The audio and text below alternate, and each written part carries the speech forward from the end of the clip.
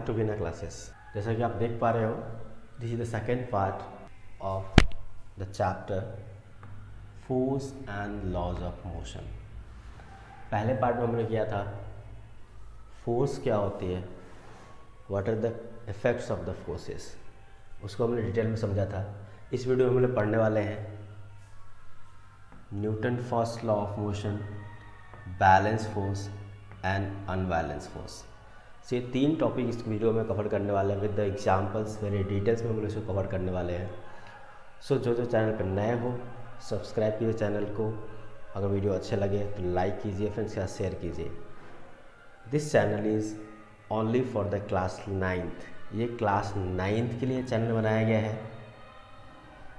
सो यहाँ पे जो भी वीडियो होंगे वो सिर्फ क्लास 9th के, फिजिक्स हो, केमिस्ट्री हो, बायोलॉजी हो, मैथ्स हो, history, geography, economics, English, Hindi, जो भी सारे सब्जेक्ट जो होंगे वो क्लास 9th के लिए होंगे। ये class and for the CBSE and ICSE boards, दोनों बोर्ड्स के लिए हम वीडियो बनाए जाएंगे। सो जो नए हो सब्सक्राइब कर लीजिए। चलिए शुरू करते हैं part 2 of force and laws of motion. So चलिए देखते हैं। सो लास्ट टॉपिक में हम लोगों ने लास्ट वीडियो में पढ़ा था कि फोर्स क्या होता है। फोर्स क्या होता है उसको हमने डिफाइन किया था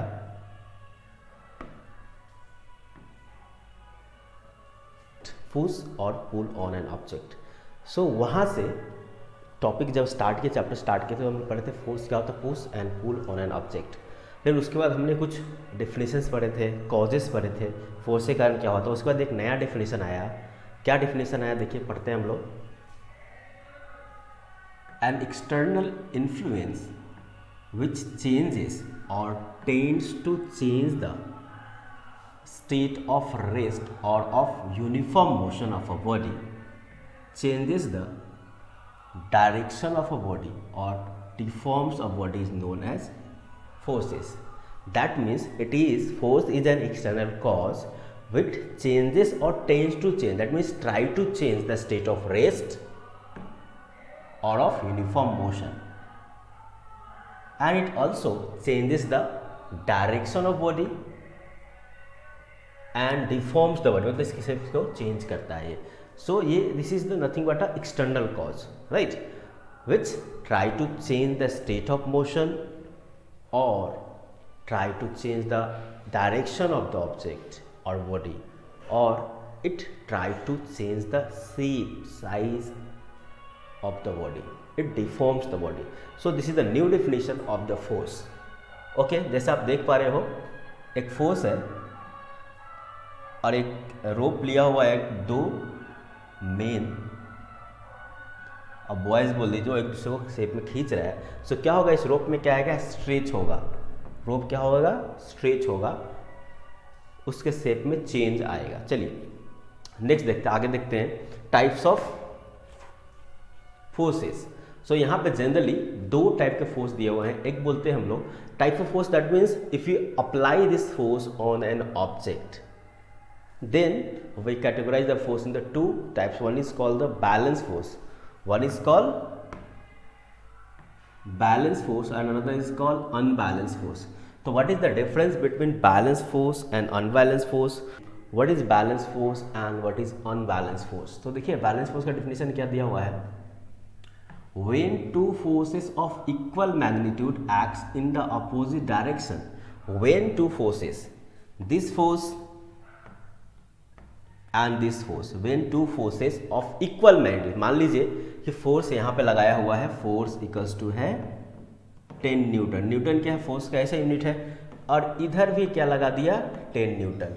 एक जा रहा है राइट की ओर और एक फोर्स लगा रहा है लेफ्ट की ओर। सो यही बोला होगा, when two forces of equal magnitude acts in the opposite direction on an object simultaneously, then the object continue to be in state of rest और of uniform motion in the straight line. अगर ऐसा कुछ action आपको देखने मिलता है किसी एक ही ऑब्जेक्ट पे, और फोर्सेस कैसे होंगे, सेम होंगे और अपोजिट डायरेक्शन में होंगे, तब आप क्या देखोगे, कोई अगर ऑब्जेक्ट रेस्ट में है तो रेस्ट में रहेगा, और अगर कोई ऑब्जेक्ट मोशन में है तो मोशन में ही रहेगा। Such forces acting on the object are known as balance force. तो ऐसे फोर्स को हम लोग क्या बोलते हैं, बैलेंस फोर्स। यहाँ पे देखिए एक और एग्जाम्पल दिया हुआ है, here is the another example. देखिए एक बुक को आपने क्या रखा है, टेबल पे रख दिया है। वेट ऑफ द बुक क्या होगा, डाउनवर्ड होगा ड्यू टू द ग्रेविटेशन।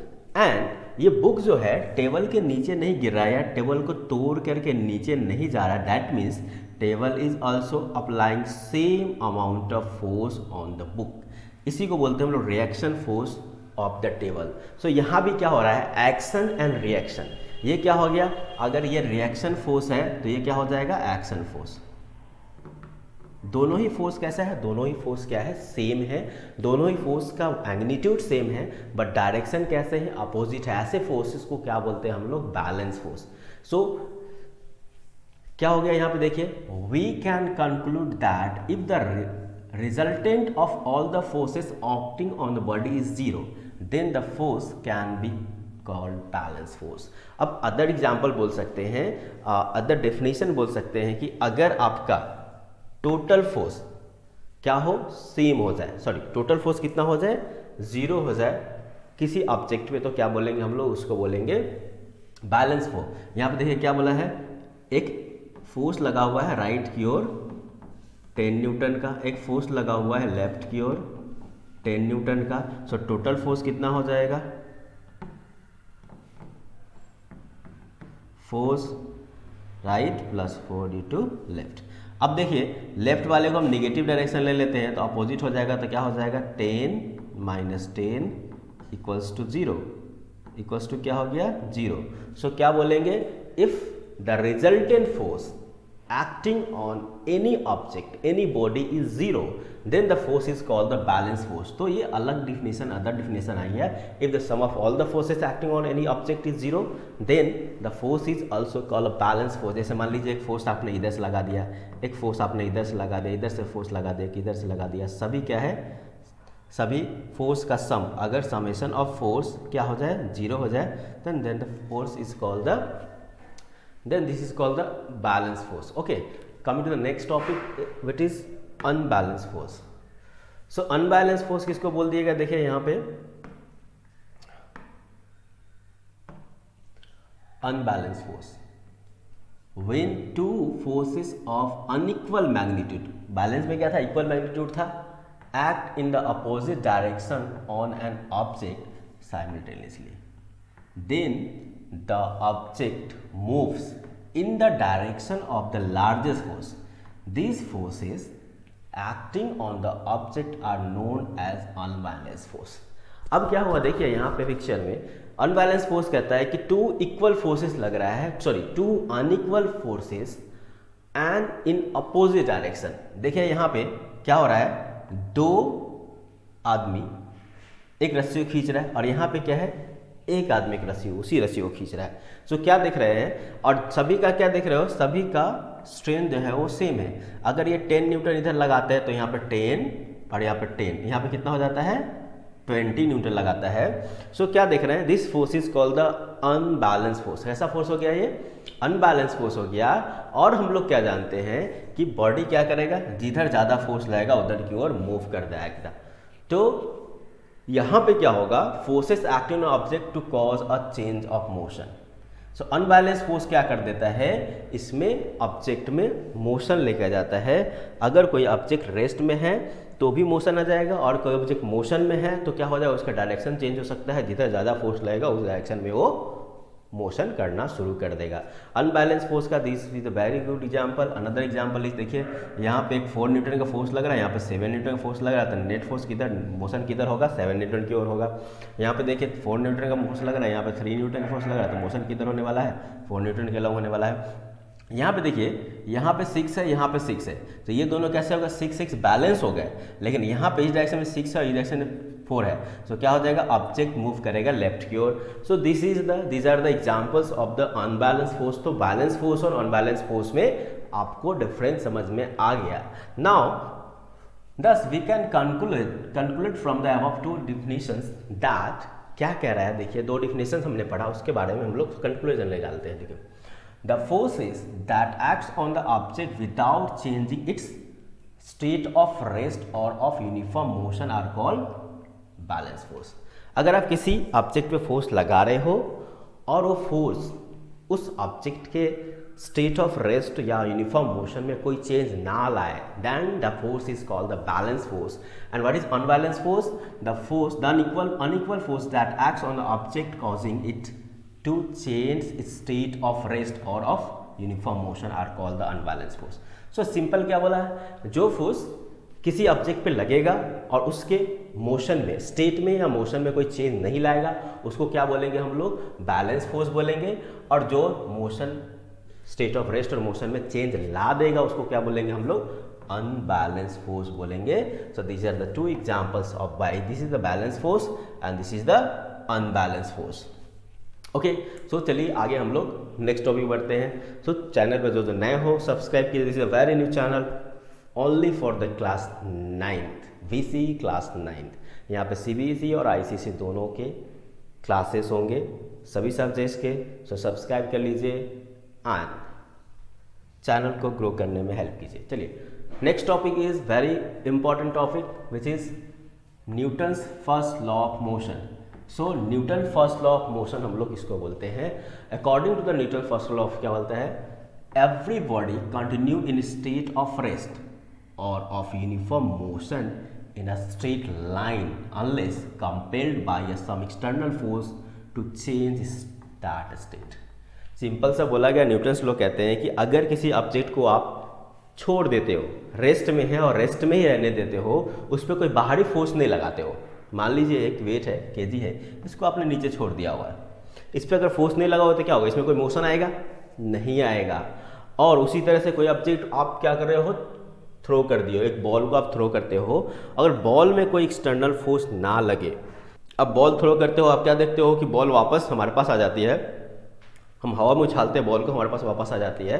इसका मतलब क्या है? ग्रेविटी इसको खींच के रखा है. लेकिन अब इसी को क्या करोगे आप? अगर आप वैक्यूम में जाकर छोड़ देते हो, अर्थ के ग्रेविटेशनल पुल के बाहर छोड़ देते हो, तो ऑब्जेक्ट बॉल जो हमेशा वो हवा में उसी स्पीड से मूव करता रहेगा. जिस तरह से हम लोग इस चीज़ को हम लोग नहीं देख पाते हैं लाइव, क्योंकि हम लोग अर्थ के ग्रेविटेशनल पुल के अंदर में रहते हैं. लेकिन एक चीज़ हम इसमें से एक चीज़ समझ पाते हैं, जो रेस्ट वाली पार्ट है. रेस्ट वाली पार्ट हम आराम से समझ पाते हैं. क्यों?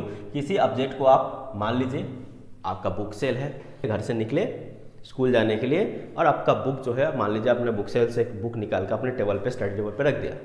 आप स्कूल चले गए, वापस स्कूल से आए, देख रहे हो कि बुक वहीं के वहीं धरा हुआ है, वहीं के वहीं रखा हुआ है. दैट मीन्स अगर बुक में कोई फोर्स नहीं लगाया गया, आपने फोर्स लगाया था, बुक सेल से बुक को निकाला था और उसको कहाँ रख दिया था? टेबल पर रख दिया था. अब आप स्कूल चले गए, वापस स्कूल से आया, देखा बुक वहीं के वहीं है. अब वापस अपने बुक को लिया और उठा करके बुक सेल में डाल दिया. सो क्या देखा आपने कि बुक सेल से लिया था बुक और टेबल पे रखा था. सो वहाँ पे फोर्स लगाया था, तो क्या हो गया? उसके स्टेट ऑफ मोशन में चेंज आया. ठीक है, वो क्या था? या पोजीशन उसका चेंज हो गया. आपने अगेन देखा कि कोई फोर्स नहीं लगा रहा, बुक वहीं वहीं पड़ा हुआ, फिर आपने फोर्स लगाया, बुक को उठा करके दूसरी जगह पर रख दिया. सो ये एक एग्जांपल हम लोग देख पाते हैं. न्यूटन फर्स्ट लॉ, जो टर्म है, जो रेस्ट में है वो रेस्ट में रहेगा और जो मोशन में है वो मोशन में रहेगा. सो बहुत सिंपल डिफिनीशन है कि कोई अगर ऑब्जेक्ट रेस्ट में है तो रेस्ट में रहने वाला है, और मोशन में है तो मोशन में रहने वाला है, तब तक जब तक कि उस पर कोई एक्सटर्नल फोर्स ना लगाया जाए. ओके, सो क्या होता है? न्यूटन फर्स्ट लॉ क्या करता है? दो कंसेप्ट को लेके आता है. एक क्या बोलता है?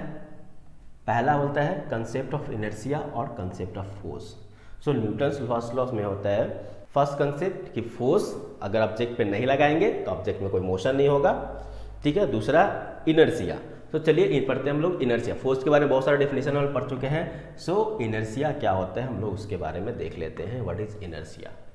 सो देखिए इनर्शिया क्या होता है? The property of an object by virtue of which it neither changes its present state nor it tends to change the present state is called inertia. कोई ऑब्जेक्ट अगर रेस्ट में है तो रेस्ट में रहेगा, अगर मोशन में है तो मोशन में रहेगा. वो अपने आप से खुद से अपनी स्टेट ऑफ मोशन को नहीं चेंज कर सकता है. This is the inertia. This is the property of inertia of any object. किसी ऑब्जेक्ट का इनर्शियल प्रॉपर्टी क्या होता है? If it is in rest it will be in rest, if it is in motion it will be in motion. This property of an object is called the inertial property of the object. देखिए कुछ example है. A book lying on the table remains in the same place unless it is displaced by some external agency, external से मतलब force लगा रहा है आप लोग, ठीक है।